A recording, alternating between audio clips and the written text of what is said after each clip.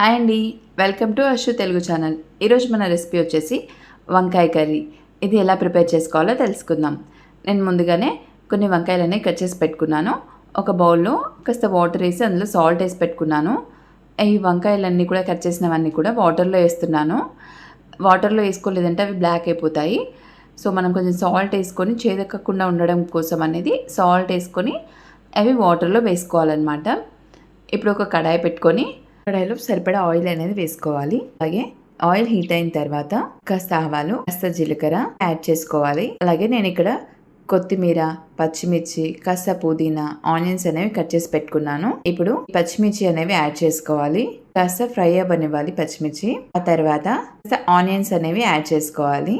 ఇప్పుడు ఈ కాస్త పుదీనా, కొత్తిమీర అనేవి యాడ్ చేసుకోవాలి. ఇలా కలుపుకోవాలి. ఇలా కలుపుకున్నాక ఇవన్నీ ఫ్రై అవ్వనివ్వాలి. దాన్ని వేగిన తర్వాత కాస్త అల్లం వెల్లుల్లి పేస్ట్ అనేది యాడ్ చేసుకోవాలి.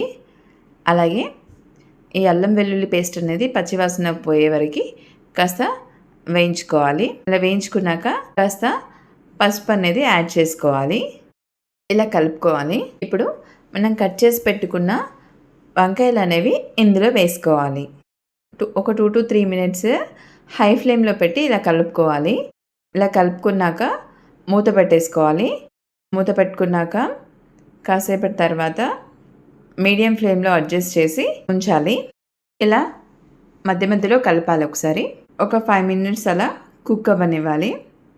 అలా కుక్ అయిన తర్వాత ఒకసారి మూత తీసుకొని చూసుకోవాలి. మధ్యలో చూసారా, ఇక్కడ వంకాయలు మనకి కుక్ అయిపోయాయి.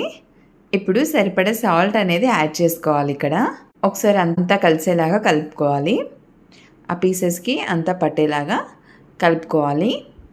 బాగా కలిపామంటే పీసెస్ అన్నీ కూడా ముద్దలాగా అయిపోతాయి. సో కాస్త నెమ్మదిగా కలుపుకోవాలి. ఇలా కలుపుకున్నాక మూత పెట్టేసుకోవాలి. ఒకసారి మూత తీసుకొని చూసుకోవాలి మధ్యలో. ఇప్పుడు కాస్త ధనియాల పొడి అనేది యాడ్ చేసుకోవాలి. ఒక 2 minutes ఉండనిచ్చి స్టవ్ అనేది ఆఫ్ చేసుకోవాలి.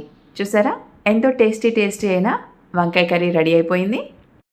ఈ రెసిపీ కనుక మీకు నచ్చినట్లయితే లైక్ చేయండి, షేర్ చేయండి, సబ్స్క్రైబ్ చేయండి.